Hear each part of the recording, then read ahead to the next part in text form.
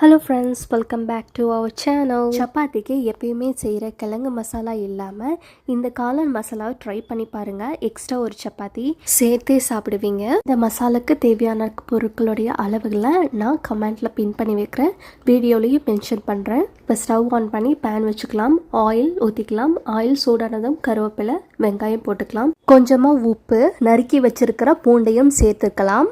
சோம்பு, மிளகு, பூண்டு பேஸ்ட்டை சேர்த்துக்கலாம். வெட்டி வச்சிருக்கிற தக்காளியை மசியற அளவுக்கு வணக்கி எடுத்துக்கலாம். கரம் மசாலா, அதுக்கப்புறம் காளானை சேர்த்துக்கலாம்.